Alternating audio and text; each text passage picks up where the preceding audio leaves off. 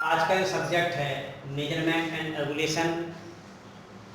आज का जो टॉपिक है कोफिशिएंट ऑफ कोरिलेशन, सहसंबंध गुणांक। आपके जो बीएड फर्स्ट ईयर में अच्छा टॉपिक सबसे ज़्यादा परीक्षा में पूछा जाता है, हर बार परीक्षा में आता है, लॉन्ग क्वेश्चन आता है। सहसंबंध गुणांक का एक क्वेश्चन पूछा जाता है, उसमें एक सवाल भी पूछा जाता है, 15 नंबर का क्वेश्चन आता है। बहुत मोस्ट इम्पोर्टेंट टॉपिक है। आज इसकी हम चर्चा करेंगे। सबसे पहले हम जानेंगे सहसंबंध। सहसंबंध होता क्या है? सहसंबंध का मतलब ये है कि दो चरों के बीच संबंध ज्ञात करना। मतलब ये जानेंगे कि दो चरों के मध्य कैसे सहसंबंध निकलता है, एक चर के मान में किस तरीके से परिवर्तन करने से दूसरे चर में कैसा प्रभाव पड़ता है। यह जानकारी हम सहसंबंध से पता करते हैं। सहसंबंध का मतलब होता है दो चरों के बीच संबंध निकाला जाता है।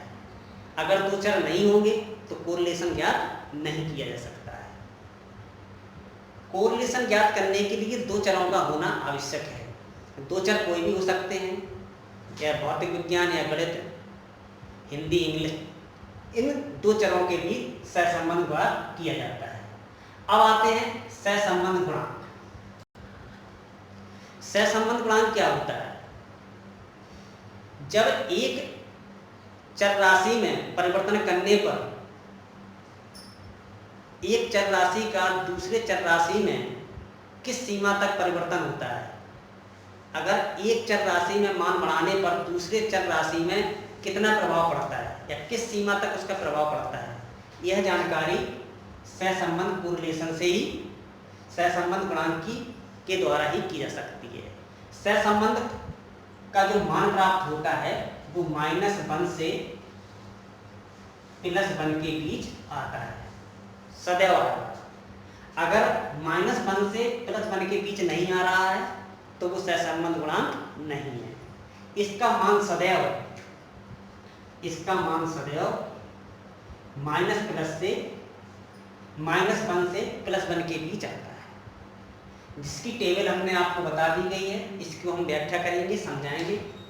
तो सहसंबंध गुणांक का मतलब ये होता है कि एक चर राशि में परिवर्तन करने पर दूसरे चर राशि में कितना प्रभाव पड़ता है या किस सीमा तक उसका प्रभाव पड़ता है, उसे हम सहसंबंध गुणांक से ही पता कर सकते हैं। सहसंबंध दो चरों के बीच निकाला जाता है, ये जानकारी आपको हो गई है। अब क्या होता है? सहसंबंध जो होता है वो 3 प्रकार का होता है। एक होता है धनात्मक सहसंबंध, दूसरा होता है ऋणात्मक सहसंबंध,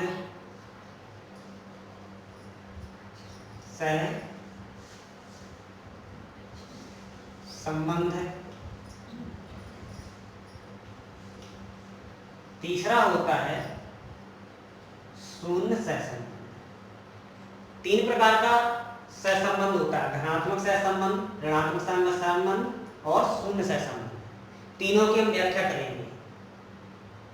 सहसंबंध आपको पता ही चल गया है कि दो चरों के मध्य निकाला जाता है। धनात्मक सहसंबंध वह होता है अगर एक चर राशि के मान बढ़ने पर दूसरे भी चर राशि का मान बढ़े, या ये कहेंगे कि एक चर राशि के मान कम होने पर दूसरे चर राशि का भी मान कम हो, उसे हम धनात्मक सहसंबंध कहते हैं। समझ में आया? धनात्मक सहसंबंध मतलब एक चर राशि के मान बढ़ने पर एक चर राशि के मान बढ़ने पर दूसरे चर राशि का मान भी बढ़े। तो चर राशि है, अगर एक अथवा से मतलब अथवा क्या कहेंगे, या एक चर राशि के मान कम होने पर दूसरे चर राशि का भी मान कम हो, उसे हम धनात्मक सहसंबंध कहते हैं। ध्यान देना, दो चर राशियां हैं, अगर एक चर राशि का मान बढ़ेगा तो दूसरे चर राशि का भी मान बढ़े, और एक चर राशि का मान कम हो तो दूसरे चर राशि का भी मान कम हो, उसे हम धनात्मक सहसंबंध कहते हैं। जैसे किसी गैस का दाब का हम एक मान टेम्परेचर बढ़ाते हैं तो उसके आयतन में वृद्धि होगी। कोई भी गैस का दाब समान दाब पर हम टेम्परेचर बढ़ाएंगे तो उसके आयतन में वृद्धि होगी। बात सही है, आयतन में वृद्धि होगी। समान दाब से हम करेंगे तो एक एग्जाम्पल दे रहे हैं। दूसरा क्या है कि उसके किसी भी गैस का समान दाब पर उसका कम करेंगे तो आयतन में कमी होगी। आ गया, उसी एग्जाम्पल है। या ये कहें, दूसरा एग्जाम्पल देख लीजिए कि अगर व्यक्ति की जो उम्र होती है, उम्र का प्रभाव उसकी परिपक्वता पर पड़ता है।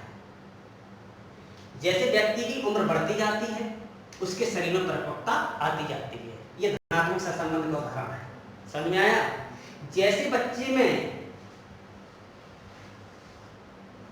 उम्र बढ़ती है, जैसे बच्चे की उम्र बढ़ती है तो उनकी शरीर में परिपक्वता आती है, धनात्मक सहसंबंध का उदाहरण हो गया। क्या मतलब? एक चर राशि का मान बढ़ने पर दूसरी चर राशि का मान भी बढ़े। तो जैसे उसकी उम्र बढ़ेगी तो उसके शरीर में परिपक्वता आएगी।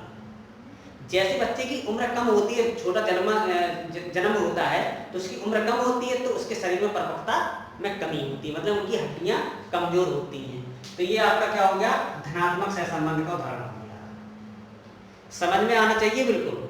ऋणात्मक सहसंबंध क्या होता है कि एक चर राशि के मान में वृद्धि करने पर दूसरे चर राशि के मान में कमी हो।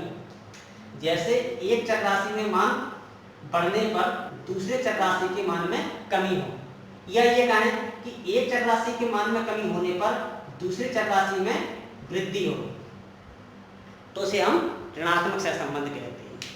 एक चर राशि के मान वृद्धि होने पर दूसरे चर राशि में मान कम हो, कमी हो, या ये कहें कि एक चर राशि के मान में कमी होने पर दूसरे चर राशि में के मान में क्या हो? वृद्धि हो, उसे हम ऋणात्मक सहसंबंध कहते हैं। इसमें क्या होता है? समान तरीके से चलता था। इसका थोड़ा अपोजिट है।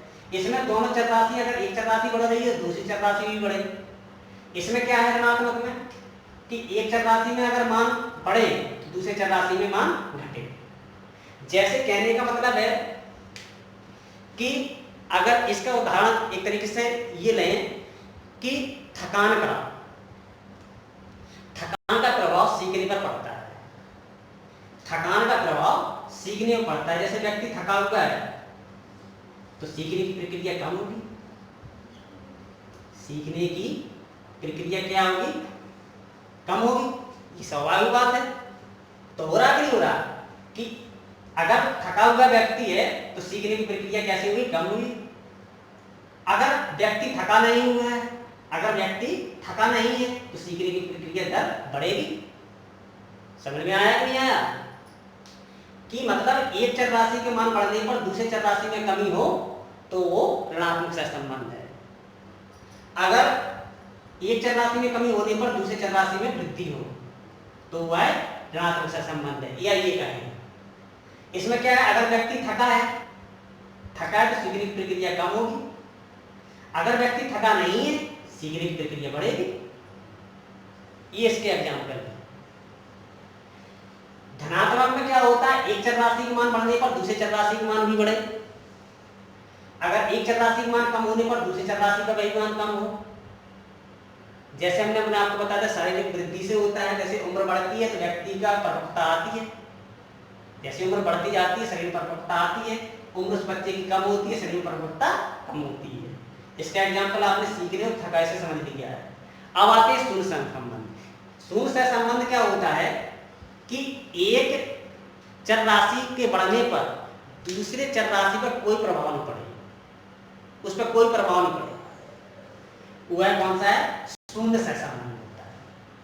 शून्य सहसंबंध क्या होता है कि एक चर राशि के बढ़ने पर दूसरे चर राशि पर कोई प्रभाव ना पड़े, उसे हम शून्य सहसंबंध कहते हैं। बहुत अच्छी तरह से समझ लेना, वेरी वेरी मोस्ट इंपोर्टेंट है ये। सहसंबंध बढ़ाने के एक तरीके से इसमें आपके बीएड के जो मेजरमेंट एंड रेगुलेशन में दो टॉपिक हैं। दो टॉपिक कौन कौन से हैं अभी हम बताने का प्रयास कर रहे हैं।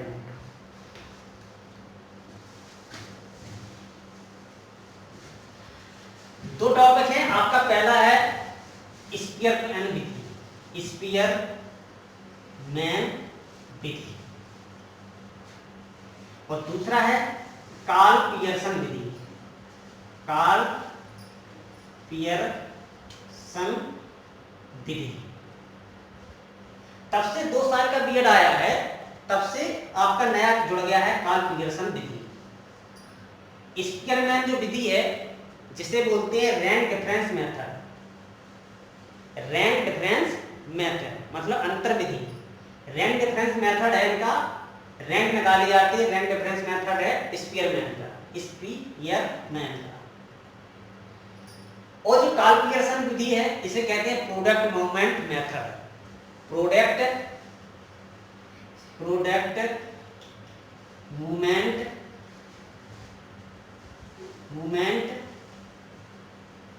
मेथड के नाम से जाना जाता है इसको। प्रोडक्ट मूवमेंट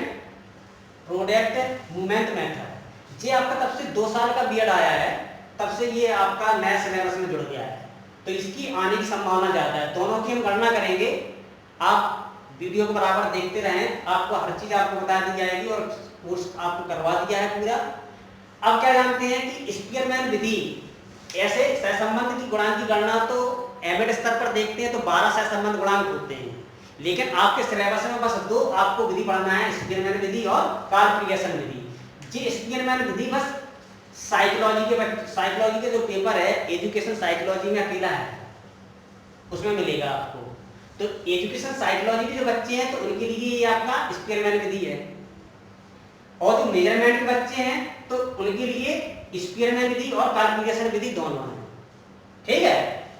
अब जानते हैं सहसंबंध गुणांक की व्याख्या किस तरीके से करते हैं। जैसे कि हम सहसंबंध गुणांक का एक तरीके से जो क्वेश्चन होता है, क्वेश्चन को सॉल्व कर दिया, तो उसमें जो मान आते हैं, इसका मान सहसंबंध गुणांक का मान -1 से +1 के बीच होता है।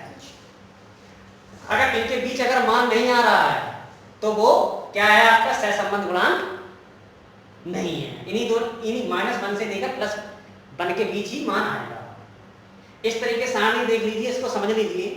अगर +1 आता है मान तो पूर्ण धनात्मक सहसंबंध, मतलब परफेक्ट पॉजिटिव कोरिलेशन है। +91 से +99 तक अत्यंत उच्च धनात्मक, अगर इसके बीच मान आ रहा है। अगर +71 से 90 तक उच्च धनात्मक सहसंबंध कहलाएगा।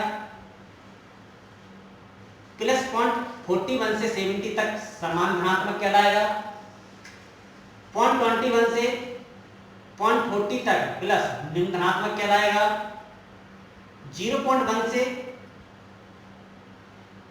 प्लस 0.01 से +20 तक अत्यंत निम्न धनात्मक सहसंबंध कहलाएगा। और 0 आपका शून्य सहसंबंध कहलाएगा। अगर -0.01 से +0 तक अत्यंत निम्न ऋणात्मक सहसंबंध कहलाएगा। -21 से -0.40 तक निम्न ऋणात्मक सहसंबंध कहलाएगा। इस तरीके से आपको सहसंबंध गुणांक की व्याख्या की जाएगी। अगर कुछ सवाल आता है तो इसके अगर इसका मान इतना आ रहा है, अगर +60 आ रहा है तो +60 किसमें है, इसमें है। तो इसके अगर इतना मान आ रहा है सॉल्व करने पर, तो इसके आगे आपको लिखना पड़ेगा उच्च धनात्मक सहसंबंध, उच्च धनात्मक सहसंबंध है। अगर क्वेश्चन सॉल्व करने के बाद कितना मान आता है, अगर आपको इतना मान लिखना पड़ेगा। अगर आप नहीं लिखते हैं तो आपके नंबर कट जाएंगे, 1 या 2 नंबर आपके कट जाएंगे। तो इस तरीके से आपको गणना जरूर करना है। जो मान आता है, अगर आपका इतना मान आ रहा है 70 आ रहा है -70, तो आपको लिखना है समान ऋणात्मक सहसंबंध। तो इस तरीके से आपको इस टेबल को आपको पढ़ लेना है, इसका अध्ययन कर लेना है, इसको लर्न कर लेना है। आप एक तरीके से सीधे तरीके से इसको लर्न कर लीजिए। ये आपका प्लस का दिया गया, ये माइनस का दिया गया, ऋणात्मक सहसंबंध का है। ये शून्य संबंध आपका 0 0 है तो शून्य सहसंबंध। -1 से +1 तक आपका इसका मान आता है सहसंबंध गुणांक का। 2 विधि हैं, एक है स्पीयरमैन विधि, एक कार्ल पियर्सन विधि। स्पीयरमैन विधि की हम गणना करेंगे। स्पीयरमैन देख लीजिए, इसे कहते हैं रैंक डिफरेंस मेथड। क्या कहते हैं? Rank difference method. Rank difference method. इसे स्पीयरमैन विधि, दो विधि हैं जो आपके साइकोलॉजी में भी है। तो इसका जो फार्मूला होता है इसे कहते हैं रो। क्या कहते हैं?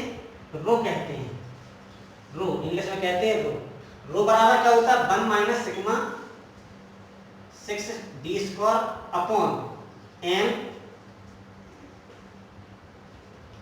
Square minus 1। ये आपका फार्मूला है। ये फार्मूला है आपका 1 minus 6 sigma D square upon N square minus 1।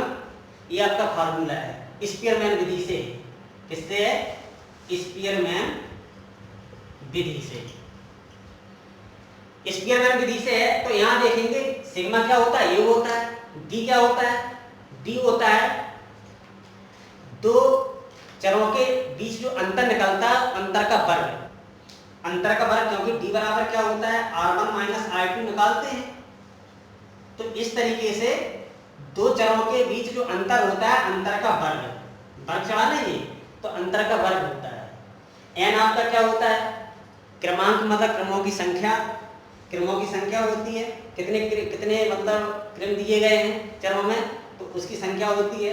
इस तरीके से आपका इसका हम जो क्वेश्चन है, सवाल है, वो हम अगले वीडियो में करवाएंगे। दो आपके सिलेबस में है स्पीयरमैन विधि और कार्ल पियर्सन विधि, जिसे कहते हैं प्रोडक्ट मूवमेंट मेथड। दो विधि हैं। इस तरीके से आपकी ये सारणी है, सारणी आप कंप्लीट कर लीजिए, समझ लीजिए, क्योंकि सारणी की व्याख्या, सारणी की आवश्यकता जरूर पड़ती है, लर्न करना है इसको। अगर जो मान होगा तो उसको लिखना पड़ेगा, समान धनात्मक आ रहा है कुछ धनात्मक आ रहा है, इस तरीके की गणना करेंगे। तो कल हम इसका अगला वीडियो होगा तो इसकी स्पीयरमैन विधि से आपका क्वेश्चन करवाएंगे, सॉल्व करवाएंगे, किस तरीके से प्रश्न पूछा जाता है वो हम आपको बताएंगे अगले वीडियो में। Thank you.